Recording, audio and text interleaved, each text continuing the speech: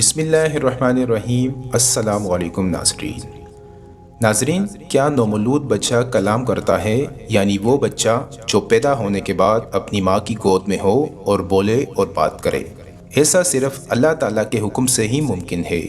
تاریخ میں نومولود بچوں کی کلام کرنے کی مختلف روایات اور تعداد ملتی ہے۔ اس حوالے سے صحیح بخاری کی حدیث نمبر 3436 میں نبی کریم صلی اللہ علیہ وآلہ وسلم کا ارشاد ہے، یعنی گود میں 6 بچوں کے سوا اور کسی نے بات نہیں کی۔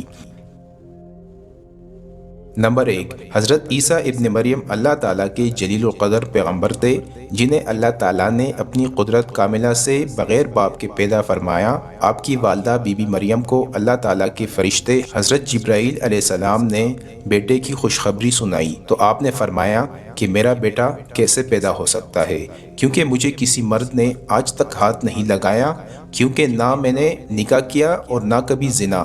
تو فرشتے نے کہا اللہ تعالیٰ کا فرشتہ ہوں۔ پھر اللہ تعالیٰ کے حکم سے حضرت عیسیٰ علیہ السلام کی پیدائش ہوئی۔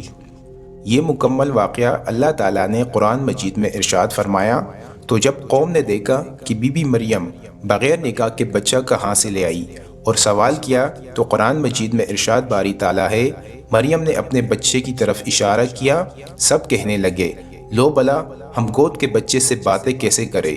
بچہ بول اٹھا کہ میں اللہ تعالیٰ کا بندہ ہوں، اس نے مجھے کتاب عطا فرمائی اور مجھے اپنا پیغمبر بنایا ہے۔ یعنی اللہ کے پیغمبر حضرت عیسیٰ علیہ السلام نے گود سے کلام کیا۔ نمبر 2، جریج کی گواہی دینے والا بچہ۔ یہ واقعہ صحیح بخاری کی حدیث نمبر 3436 میں موجود ہے کہ بنی اسرائیل میں ایک بزرگ تھے جن کا نام جریج تھا۔ وہ نماز پڑھ رہے تھے کہ ان کی ماں نے انہیں آواز دی۔ انہوں نے اپنے دل میں کہا کہ میں والدہ کا جواب دوں یا نماز پڑھتا رہوں۔ اس پر ان کی والدہ نے غصے میں آ کر انہیں بد دعا دی اور کہا کہ اے اللہ، اس وقت تک اسے موت نہ آئے جب تک یہ زانیہ عورتوں کا منہ نہ دیکھ لے۔ جریج اپنی عبادت خانے میں رہا کرتے تھے۔ ایک مرتبہ ان کے سامنے ایک فحاشہ عورت آئی اور اس نے بدکاری کرنا چاہی، لیکن انہوں نے اس کی خواہش پوری کرنے سے انکار کر دیا۔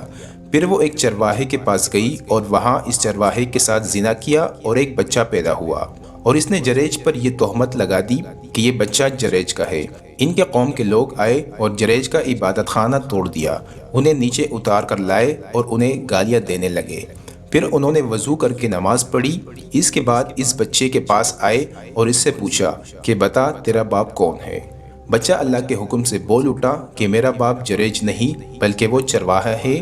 اس پر ان کی قوم شرمندہ ہوئی اور کہا کہ ہم آپ کا عبادت خانہ سونے کا بنا دیں گے، لیکن انہوں نے کہا ہرگز نہیں، مٹی کا ہی بنے گا۔ نمبر 3، ماں کو ٹوکنے والا بچہ۔ بخاری شریف کی اسی حدیث میں یہ واقعہ بھی موجود ہے کہ بنی اسرائیل کی عورت تھی، اپنے بچوں کو دودھ پلا رہی تھی۔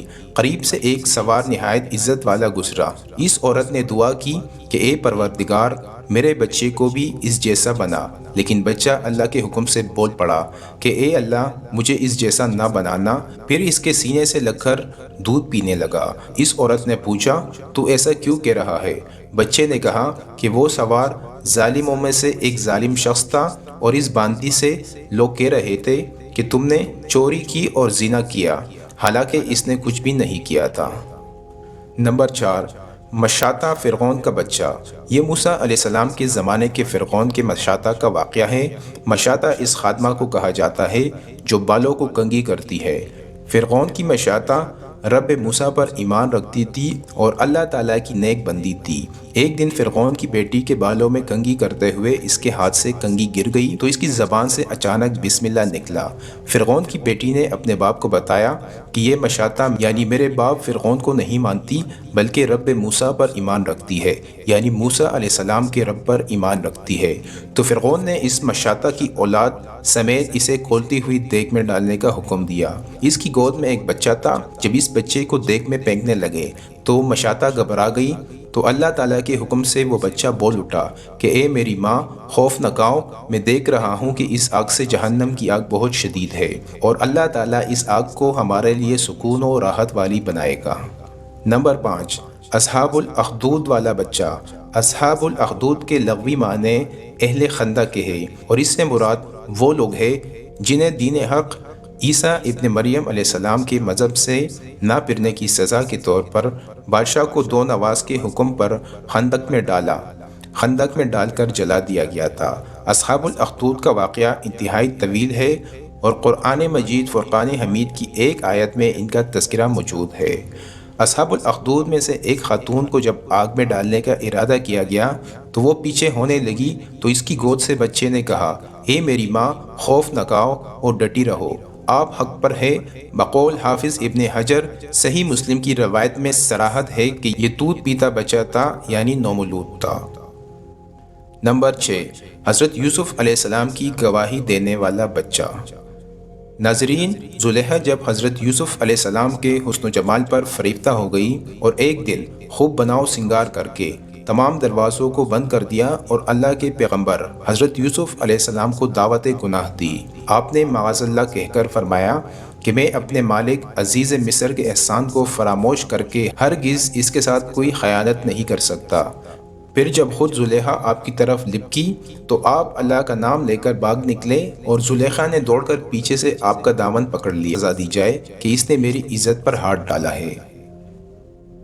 حضرت یوسف علیہ السلام نے فرمایا کہ اے عزیز مصر، یہ بالکل غلط بیانی کر رہی ہے، اس نے خود مجھے بلایا اور میں اس سے بچنے کے لیے بھاگا تو اس نے میرا پیچھا کیا۔ عزیز مصر دونوں کا بیان سن کر حیران رہ گیا اور بولا کہ اے یوسف، میں کس طرح باور کر لوں کہ تم سچے ہو؟ تو آپ نے فرمایا، گھر میں 4 مہینے کا ایک بچہ ہے جو زلیخا کے ماموں کا بچہ ہے، اس سے دریافت کر لیجئے کہ واقعہ کیا ہے۔ عزیز مصر نے کہا، یوسف بھلا 4 مہینے کا بچہ بھی بول سکتا ہے؟ تو آپ نے فرمایا، اللہ تعالیٰ اس کو ضرور۔ دوستو، اس کے ساتھ ہی آج کی اس ویڈیو کا اختتام ہوتا ہے۔ مزید اس طرح کی ویڈیو کے لیے ہمارا چینل سبسکرائب کرنا نہ بھولیے۔